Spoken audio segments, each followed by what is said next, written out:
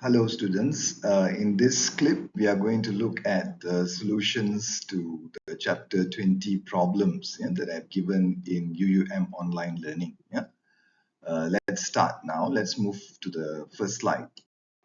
Right, the first problem is about this. Maestro Berhad has annual sales of 1,700 and 171,000, 185 inventory units, annual sales. Each time the firm orders 2,345 inventory units from its supplier. It takes on average 5 days to receive the order from the supplier. The firm wishes to maintain 10 days inventory sales as its safety stock. Carrying cost per inventory unit per year is 20 cents, whereas the ordering cost is 684 ringgit and 74 cents per order. Now here you have to assume 365 days a year, and these are the questions. What is the firm's safety stock in number of inventory units? That's the first question. What is the firm's inventory reorder point? That's the second question. What is the firm's existing total holding cost of inventory per year? That's the third question. What is the firm's economic order quantity or EOQ? That's the fourth question. And what is the firm's total holding cost of inventory per year under EOQ, under economic order quantity? So these are the questions, and we'll look at the answers for each in turn, one by one. Let's move on to the first answer. Right, the first question is about the safety stock. Okay, and we are told that the sales per year, it's given, is 171,185 units per year. Okay, so we need to work out what is the sales per day. The sales per day is, you take that amount and divide this by 365 days in a year, right? Therefore you get 469 units per day. That is your sales rate. Sales rate per day. Now you're told that the company wants to maintain 10 days of sales inventory as safety stock. Therefore, the safety stock must be 10 times this daily sales rate, 469. Therefore, it works out to be 4,690 units. Okay, so this means that the firm must have at least a minimum of 4,690 inventory units as safety stock. That's the answer for the first question. Now we come to the second question. Question B. It is about the reorder point. Now we need to remember that the reorder point is actually the sum of safety stock that the firm has and the delivery time sales. That means you order, and then the supplier may take some time to deliver the inventory. Therefore, during that delivery time, you may have sales. So you need that inventory unit sales there to be part of your reorder point. Otherwise you'll be out of stock. Therefore this is also included. So you have the safety stock and also the delivery time sales. We have computed the safety stock earlier. Now we just need to compute the delivery time sales. So the answer is this. This we have already computed. 4,690 units is the safety stock. So delivery time, the supplier takes 5 days, and each day will be selling 469 units. Therefore, in total, okay, your reorder point will be 7,035 units of inventory. The implication is this. It means that the firm must place its new order of inventory from the supplier when the inventory falls to this level. Okay, you need to order when your inventory level comes to this level. You cannot wait further. Okay, when your inventory level falls to this amount, then you need to place a new order. That's the implication here. That is why we call this a reorder point. This level will trigger your need to reorder. Okay, that's the answer for this question. Let's move on to the next question. Now, this question is about the total cost, yeah, based on the inventory system used by the company currently. Yeah, this is not EOQ, all right. Currently, the company is not practicing the economic order quantity. Yeah, so we want to compute the total inventory cost. Yeah, as it is now. Yeah, so for this, there are two components of cost, yeah. One is the carrying cost, the other is the reordering cost. In order to calculate the carrying cost, we need to know the average inventory. Yeah, so the average inventory is the order quantity. Okay, the order quantity. Every time you order, how much do you order? Okay, then you divide this by 2. This will give you the average varying inventory level. Yeah, so the inventory level varies from the order quantity to 0. Okay, so at times you have a lot of inventory, at times you have 0 inventory. Then you also have the safety stock. Yeah, so you need to add the safety stock that adds to your average inventory. Yeah, so this is the formula. So for this company, using the current arrangement, the average inventory will be, this is the amount that it orders every time. Yeah? It was given in the question. Every time it orders, it will order 2,345 units. Yeah? Therefore, the average will be between 0 and 2,345. Yeah? Plus the safety stock. We have calculated the safety stock earlier. So the sum of these two will be 5,862.5 units. Okay, so this is the average inventory level for the company, yeah, under the current inventory management system. Yeah. Okay, so what is the total carrying cost? It will be this amount. Okay, this is the amount of inventory multiplied by the cost per unit per year. Yeah, that's 20 cents per unit per year. Therefore, it works out to be 1,172 ringgit and 50 cents. Yeah. Now, the second component of cost will be the ordering cost. Yeah, for this, you need to know the number of orders per year. Yeah, this will be based on the sales per year divided by the order quantity. Every time you order 2,345. Yeah, so you need to know the number of times you order per year. Okay, and this can be computed this way. We know that this is the total sales per year, 171,000, sorry, 185, yeah, divided by 2,345. Okay, so you get 73 times per year. Yeah, that means this firm, under the current arrangement, inventory management arrangement, the firm will order 73 times a year. Okay, so what will be the total ordering cost? Yeah, this will be 73 times. Each time you order, you pay $684, oh, sorry, ringgit, yeah, and 74 cents. Therefore, it works out to be $49,986.02. Yeah, so this is quite high. Yeah? You can see here the carrying cost is low relative to the ordering cost. Yeah, this itself tells you that this is not an optimal arrangement. Yeah, an optimal arrangement will be where the carrying cost and the ordering cost will be more or less the same. They will not be exactly the same, but they should be uh, close to one another. Yeah, about the same. Yeah, then only you will have optimal. Yeah, meaning that the sum of these two will be somewhat lower. Yeah, it will still be low. Yeah, okay, what is the total cost? So the total inventory holding cost will be this amount here, okay, 1172.50 plus 49,986.02, and therefore it works out to be 51,158 ringgit and 52 cents. So that's the answer for this question. Yeah, let's move on to the next question. Next slide. Okay, next question is about the economic order quantity, EOQ. Yeah, this is the formula for EOQ. Okay, you know this formula. So we just replace the elements, yeah, the numbers in this formula.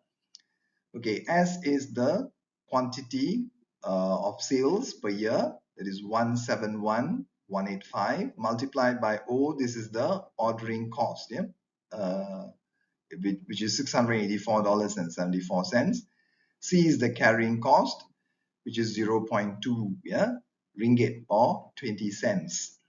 Okay, then you take the square root of this, yeah, therefore it works out to be 34,237 units. And this is the exact number of units. Yeah. Okay, so this means that, okay, the firm, to minimize total inventory holding costs, you should order 34,237 units each time. Okay, previously it was only ordering about 3,000 units, yeah, not 34, yeah. So it's 10 times more, okay, in terms of quantity, yeah. Okay, with that, it will minimize the cost, yeah. So let's move on. This is the answer for the fourth question. Let's go on to the final, fifth and final question. Yeah, next slide, please. All right, here in the last part, we look at the total cost based on EOQ. Yeah, if the company adopts the EOQ or economic order quantity, what will be the total cost for inventory? Yeah, so this is the formula that we have seen earlier, the average inventory. That's we have seen this earlier for question C. Yeah, the third question. So it's the same. Now the only difference here is that the order quantity changes. Yeah, the order quantity is EOQ now. The amount is 34,237. Yeah, the rest are the same. The safety stock is the same. So you order each time you order more quantity. Yeah, more inventory. So your average inventory will become larger. Yeah, now it becomes 21,808.5 units. That's the average inventory. So your total carrying cost will go up. Yeah, because the average inventory goes up. The cost per inventory per year is the same, per unit inventory is the same. This is 20 cents. Therefore, this works out to be 4,361 ringgit and 70 cents. Yeah. Now we need to calculate the ordering costs. We need to know the number of orders per year. Yeah. The formula is the same. We have seen this before. Sales per year divided by the order quantity. Yeah. Now the difference here is the order quantity is different here, okay, which is 34,237. So this amount, and we'll say is the same. This amount changes from previously, becomes 34,237. Therefore, now you order only 5 times a year. Yeah. Previously, you were ordering 73 times a year. Now you order only 5 times a year. Yeah. So now the total ordering cost will be 5 times 684. This is the same cost. Order cost is the same. Yeah. So 5 times $684.74. You get 3,423 ringgit and 70 cents. Note that these two, they are not equal, but they are close. Yeah, they're closer than previously, right?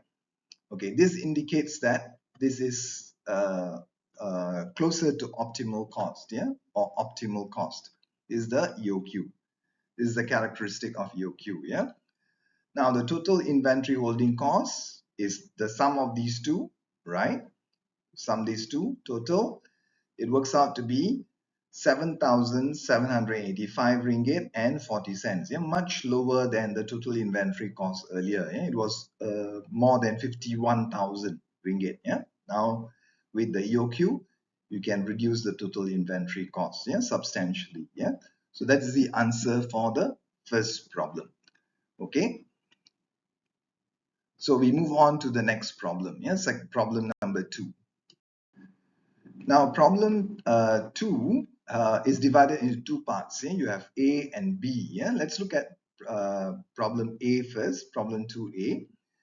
Problem 2A starts with this. Sweet Tea Incorporated offers its customers a 1.4% cash discount if they pay within a week from purchase, but offers a net 5-week credit period. Yeah. So the first question is, what is the EAR cost to the firm if the customers take the offered cash discount? Okay, yeah, so here you need to calculate the cost, okay, EAR, yeah, that means effective annual rate, okay. Now B, If the firm wants the EAR cost to be no more than 12%, okay, what is the maximum cash discount that the firm should offer, assuming all other factors remain unchanged? Okay, so you need to work out the first one, then you work out the second part here. Yeah, let's look at the answer for this. Let's move on to the next slide. Okay, so we look at the problem 2a, the first question. Yeah, question A. Here we are trying to determine the EAR, or effective annual rate of cash discount. Yeah? This is actually the cost to the firm offering the cash discount. Yeah? So the EAR is this, 1 divided by 1 minus D. D is the cash discount. Yeah?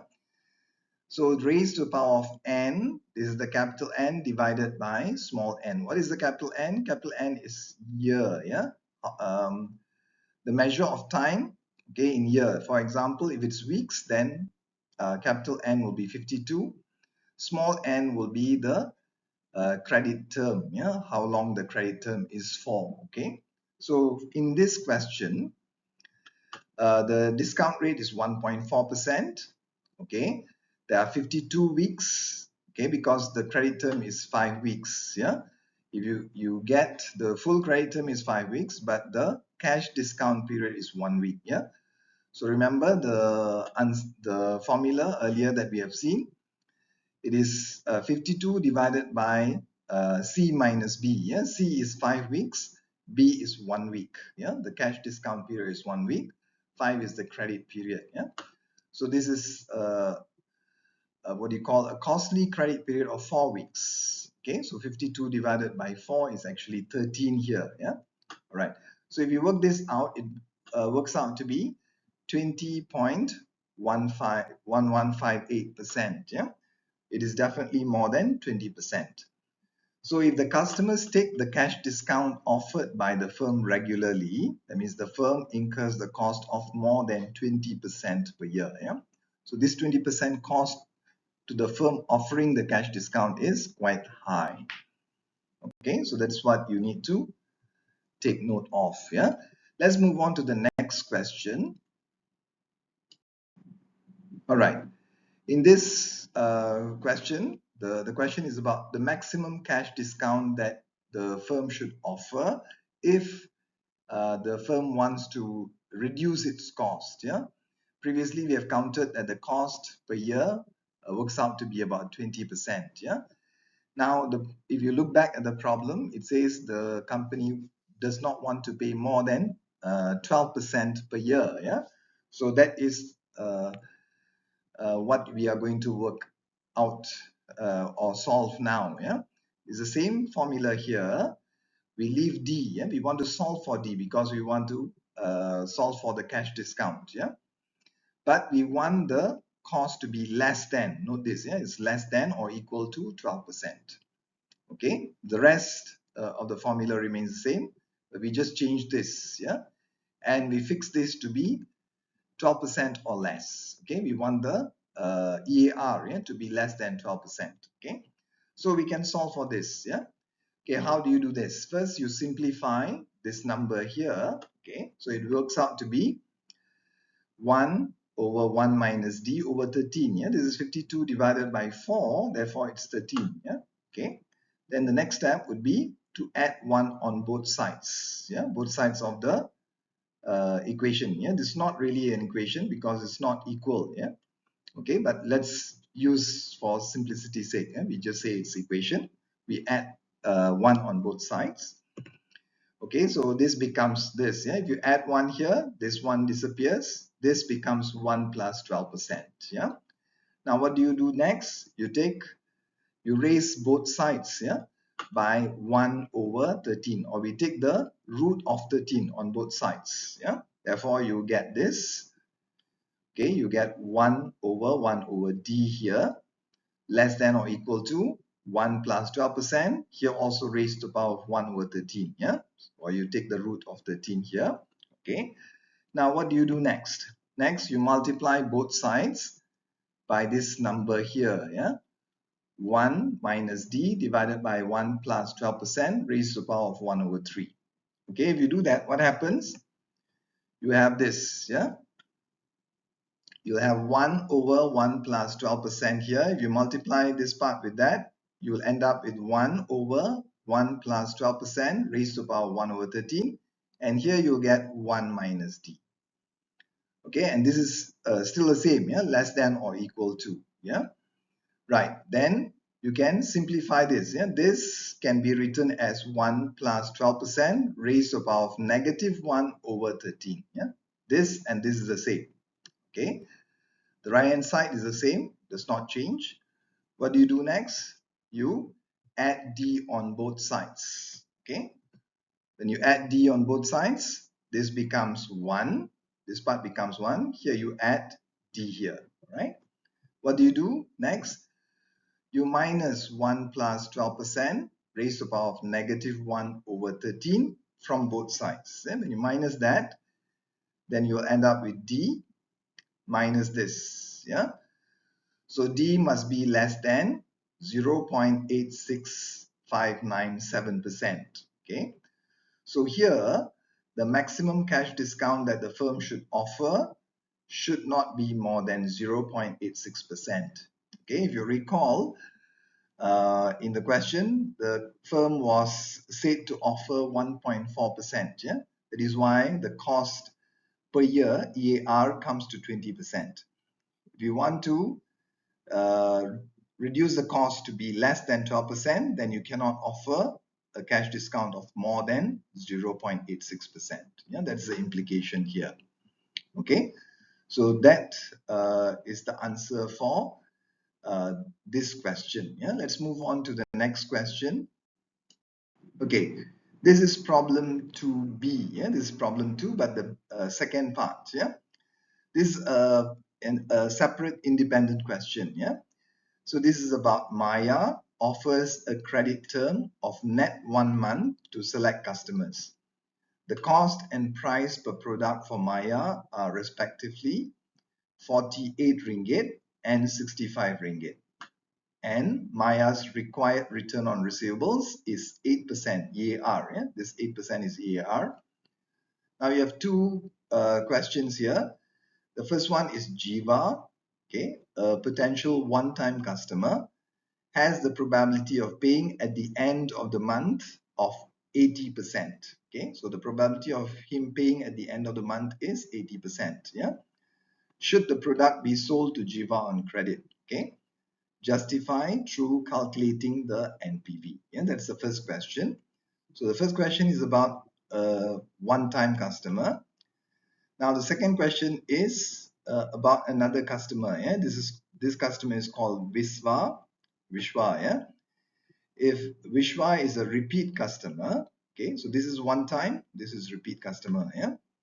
What is his minimum probability of paying at the end of the month and every month? Yeah, why? Because it's a repeat customer. Okay, for Maya to sell the product on credit to him. Okay, so this is a different customer. Yeah, so this is one-time customer. This is a repeat customer. Okay, so let's try and solve this question. Let's go to the next slide. All right, let's solve the first question, okay, in 2b, the first part. Yeah, it's about the one-time customer, about Jiva. Okay, so the net present value, the formula is this. Note this, yeah, the formula given in class, you had negative v plus 1 minus pi, yeah, multiplied by p, okay, then divided by 1 plus r. Here I don't use pi, I use rho. Yeah, rho represents the probability of payment, not the probability of non-payment. Yeah, so that's why I use p here rather than you multiply with 1 minus pi. Yeah, so please note the difference, because this problem gives you the probability of payment, not probability of default. Yeah, so these two are related but different. Yeah, okay, one is opposite of the other. Yeah, so if you sum the two probabilities, then you should get 1. Yeah, so remember that. Yeah, probability of non-payment and probability of payment. Yeah, when you add the two, you should get 1. Yeah, all right, so this is the formula. So let's fill, yeah, this formula with the numbers. So the variable cost is 48 ringgit, we know, per unit. Then the probability of payment is 80% multiplied by 65 is the price per unit. Okay, this is the cost per unit, this is the price per unit. Yeah. So divided by, notice, yeah, this is 1 plus R, but R is not given directly. Yeah, you are given the EAR, 8%. So you need 1 plus R, okay, you need to take the effective rate for 1 month. Yeah, remember this is EAR. So if you want to get the effective rate or the period rate for 1 month, you take 1 plus EAR raised to the power of 1 over M. Yeah, remember M is here 12 months. Yeah, because you want the rate for 1 month, you take 1 over M.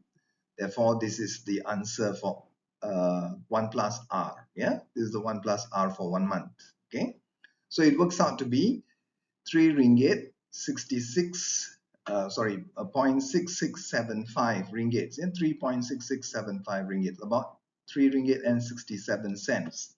Okay, now this means it's positive. Since NPV is positive, the product can be sold on credit to Jiva. Okay, so that is the answer for the first question. Okay, let's move on to the second question. Now, this is about the repeat customer, about Vishwa. Yeah, just now it was about Jiva. This is about Vishwa. Yeah. Now, the repeat customer break-even probability of payment. Yeah, so we want to determine the break-even probability. Now, this is the formula. Note that the formula here is different from the formula that we used earlier because this is for repeat customer. Yeah. So here we have probability of payment, raw again. Okay, looks like a small p. Yeah, this is called raw.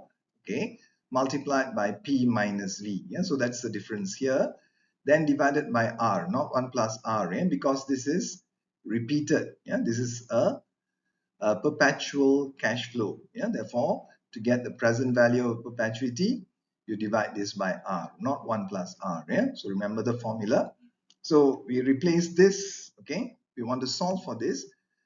What do? We retain. Yeah, we want to solve for this p. Yeah, but we want the probability, the net present value to be greater than 0. Yeah, then only the company can give credit to the customer. Yeah, if the NPV is less than 0, negative, then you would not sell to that customer on credit. Yeah, so we want to solve for the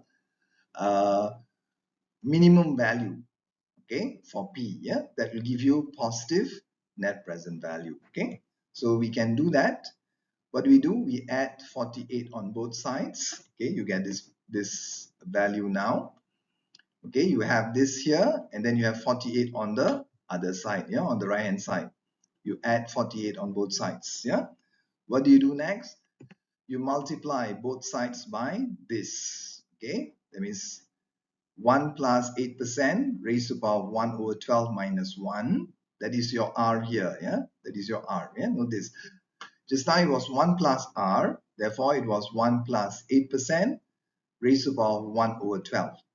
Here you want only R. Yeah? Therefore, it is 1 plus R minus 1. Yeah, so you minus 1 here. Yeah, to get R. Yeah, so you multiply this over this. Okay, that's what you get here. Yeah, if you do that for both sides, then you get this value here. Yeah, okay, so you get P greater than, you get only not P, yeah, this is raw. Okay, you get raw here, greater than or equals to 48 multiplied by this divided by this. Yeah, so you can work this out.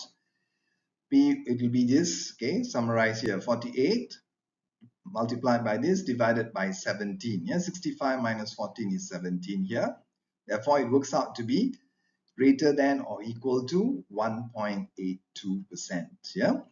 So here the firm can sell on credit to Vishwa as long as his probability of payment is more than 2%. Yeah, 1.82 is, if you want it greater than 1.82, then we can round it off to about 2%. Yeah, the right answer is this: as long as greater than 1.82%, then you can sell on credit to the customer. Yeah.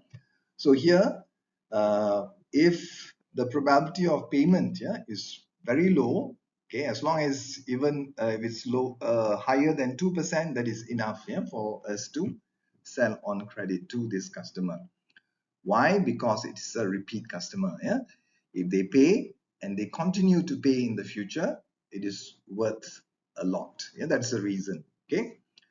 All right. That finishes this question, the second question. Now we move on to the third question.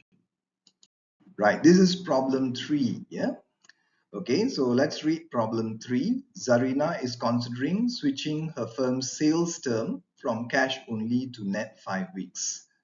Her EAR, required return on receivables, is 9%. Yeah, remember this is EAR. Yeah, the table below provides the annual sales, volume, price, and cost under the existing cash only policy and the proposed net 5-week policy. Assume that sales are distributed evenly throughout the year, but sales collections and sales cost payments occur at the end or start of each of the 5-week periods. Okay, so you're given this table. Yeah, so the existing cash only policy will have annual sales of 8,840 units per year. Then the price per unit is 40 ringgit. Cost per unit is 36 ringgit. Okay. The proposed 5-week credit policy will increase the sales, yeah, from 8,840 units to 9,100 units. Okay, the price will increase from 40 to 41, but also the cost, yeah, will increase from 36 to 37 ringgit. Okay, so this is the information. Okay, what are the questions from this problem? Let's look at the question. Yeah, next slide. These are the questions. Okay, so it's actually structured to help you answer. Yeah, okay, particularly question C. Yeah, these are the structured, so you have to do A first, then B, followed by C. Yeah, right. What are the sales quantities in the 5-week period under the existing and proposed policies? That's the first question. What is Zarina's effective required return on receivables in the 5-week period? There's a second question. And should Zarina switch from the existing policy to the proposed policy? Yeah, provide justification. So here you need to do the NPV calculation. Yeah, we'll look through that. And the last question is, what is the minimum annual sales volume, yeah, that must be attained by Zarina under the proposed 5-week credit policy, assuming that all other factors remain unchanged. Yeah. So let's look at the answers for each of these questions in turn. Yeah, next slide, please. Okay, first the question was about what is the 5-week sales quantity. Yeah, so we want to compare the sales under the current cash only policy for 5 weeks and the proposed, yeah, credit 5-week credit policy. Yeah, so under the current cash only policy, this will be the amount. This is the Q, the quantity sold for five weeks. So this is the quantity sold for 1 year. This is what is given in the table. Yeah, 8,840 units. So for 5, you just multiply by 5 and divide by 52 because there are 52 weeks, yeah, in a year. Okay, so you get 850 units. This is the quantity sold for every 5 weeks under the cash only policy. So what would be sold with the 5-week credit policy? Okay, the proposed credit policy, the amount sold will be this. Yeah, we change 8840 to 9100. The rest are the same. Yeah, so you get 875 units. Okay, many students just use this number. Yeah, no, and this is for 1 year. Okay, 8840 and 9100 is for 1 year. Yeah, we cannot use this number directly. Yeah, we need to use this number because the credit period is 5 weeks. Yeah, okay, so we need the number for 5 weeks. Okay, so we have to compare 875 and 850, not 9100 with 8840. Yeah, okay, so that's the first question. So let's look at the second question. Okay, yeah, second question is about the 5-week required return. Yeah, so here we need to calculate the R, the effective or the period rate. Yeah, for 5 weeks. You are given the EAR. Yeah, so to get the effective rate for a shorter period of time, you take 1 plus EAR. raised to the power of 1 over m, right? We have seen that. But here, it is not only 1, yeah? So here we have to look at how many weeks, yeah? We need for 5 weeks, small n is 5, capital N is 52, yeah? So we can replace that here.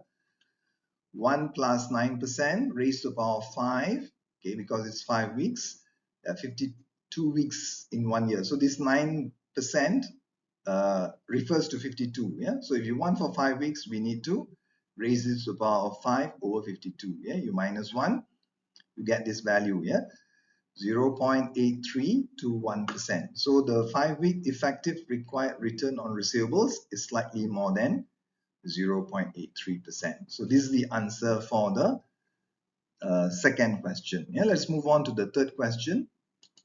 Okay, the third question was about whether the firm, yeah, Zarina, should switch from the cash only policy to the credit policy. Yeah, so this is the formula, the net present value formula. I've given you this earlier. Yeah, so I've just reproduced the formula here. Okay, now we replace, yeah, this here with the numbers.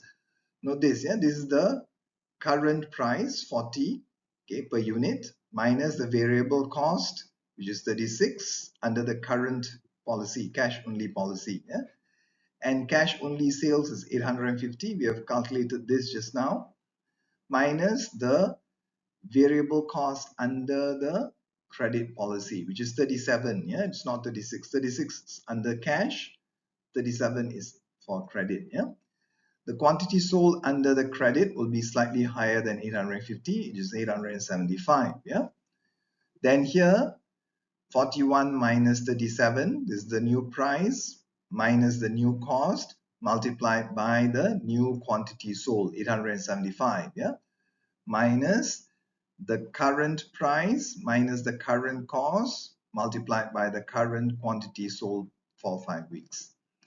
Now this you divide by R. Yeah, remember R, we have calculated R earlier in part B just now. Okay, we know that part B, the R, the effective rate for 5 weeks is 1 plus 9% raised to the power of 5 divided by 52 minus 1. Yeah, so we retain that here to get the accurate answer. Yeah, so what we do is we simplify. Okay, we simplify this, then you multiply, sorry, if you minus this, yeah, 40 minus 36, you get 4. Yeah, multiply by 850, you get negative 3,400. This 37 multiplied by 875, you get 32,375. Yeah, this if you multiply, you get 3,500.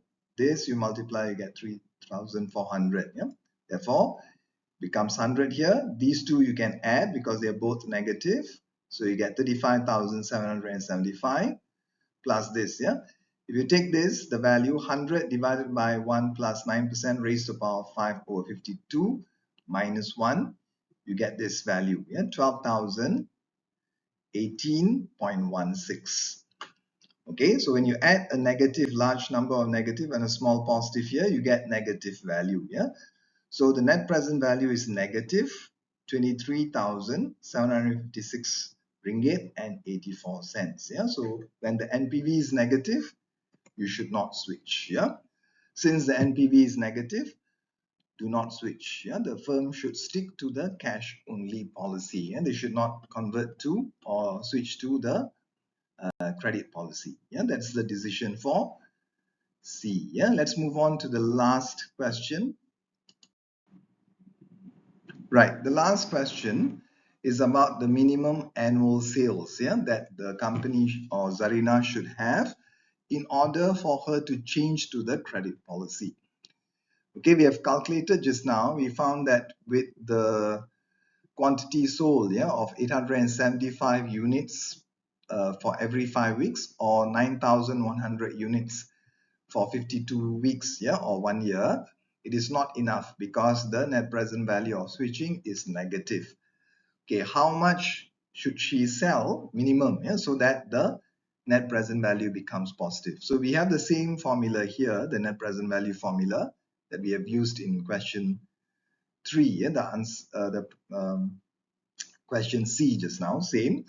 Now what we do is we try and solve for the Q1. Okay, we retain all the other values except for Q1. Yeah, we want to solve for Q1 and we allow this net present value to be greater than or equal to 0. Is that okay? That is how you get the minimum annual sales here. And this Q1, we want to solve for the Q1. And Q1 appears in two places here. Okay, so what do we do now? First, we simplify the equation. Yeah, this is what we do. Okay, we have calculated this earlier. This is 3,400 here. Okay, this is 37 multiplied by Q1.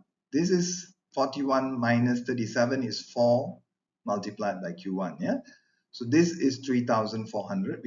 We have calculated that earlier. This value we just retain as this. Yeah, rather than changing it decimal, we retain this. Yeah, this is the R. Yeah.